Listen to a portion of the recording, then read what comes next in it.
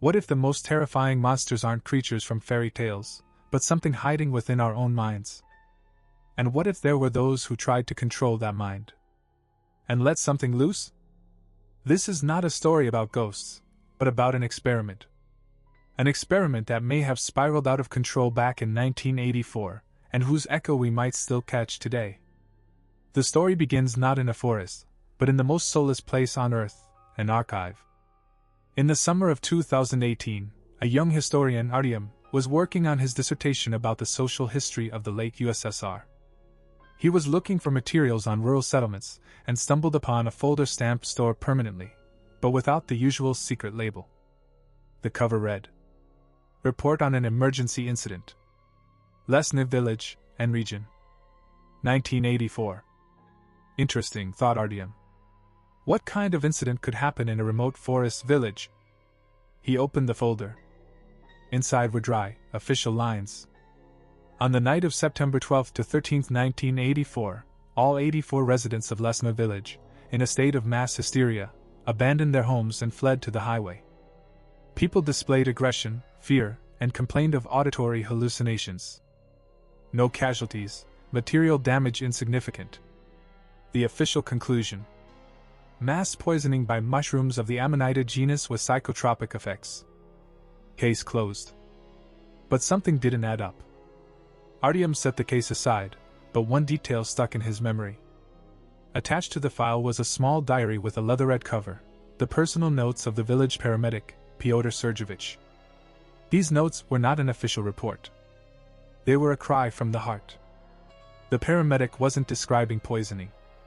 He wrote that people heard a voice. Not any one voice, but a common, intrusive one. A voice that came from the walls and sounded inside the head. It repeated meaningless strings of numbers, after which listeners would develop migraines and panic attacks. Pyotr Sergeyevich's last entry was brief. "I can't take it anymore.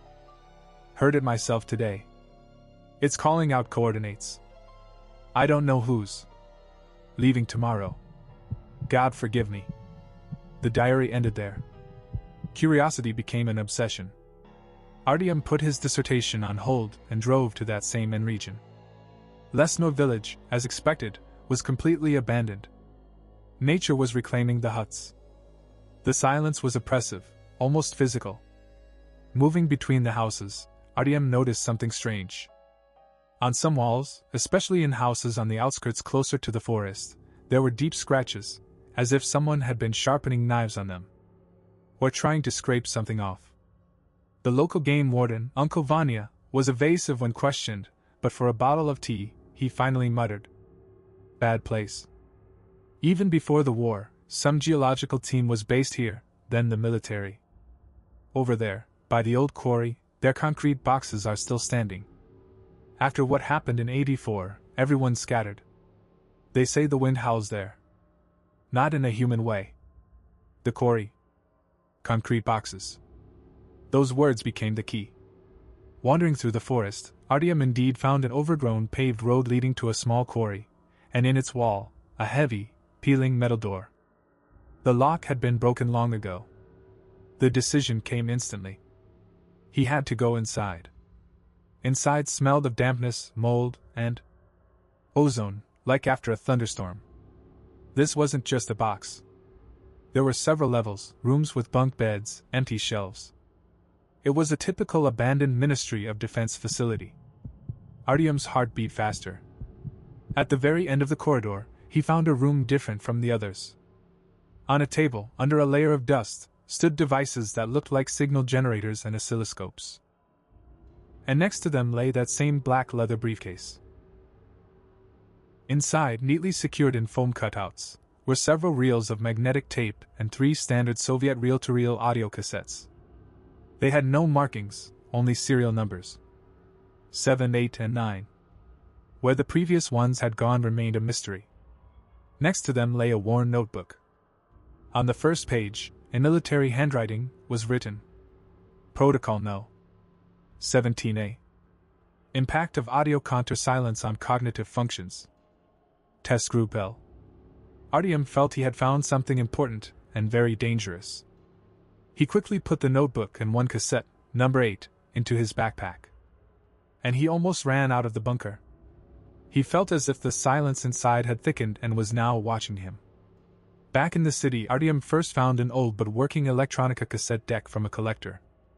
He waited until deep into the night, locked himself in his apartment, and with bated heart, inserted the cassette. After the characteristic noise and hiss, a steady, calm, almost hypnotic male voice flowed from the speakers.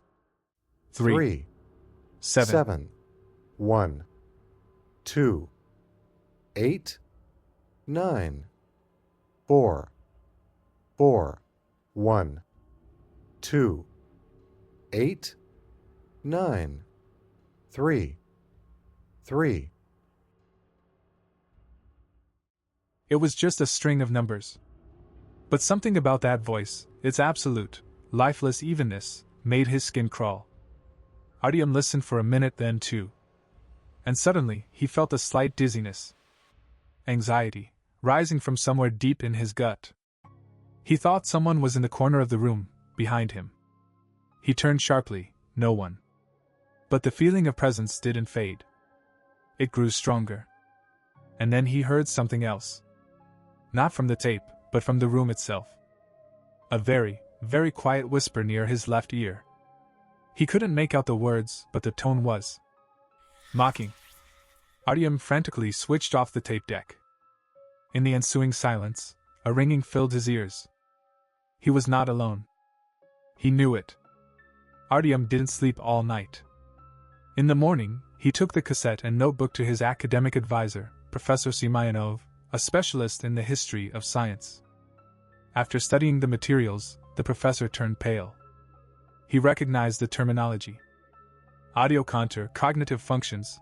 This was the language of closed research on psychoacoustics and non-lethal weapons. Project silence, the professor whispered. There were rumors. They tried to create a sonic weapon that breaks the will, induces panic. But according to legend, they found something opposite. Not just noise. They found a signal that opens a door. Not to a room, but to the mind. And something from there might peer out. Artyom destroyed all copies. But it was too late. Today, Artyom lives like everyone else. He works, meets with friends. But he never tells this story. And he never stays in a room with an old tape deck. Because sometimes, in the deepest silence, he hears them, those very numbers, as an echo in his own head. And he feels the cold gaze of something sliding over the back of his neck. He understood the main thing. The 1984 experiment did not end. It was simply not turned off. What if such cassettes weren't the only ones? And what if not all of them were destroyed? Check your old boxes.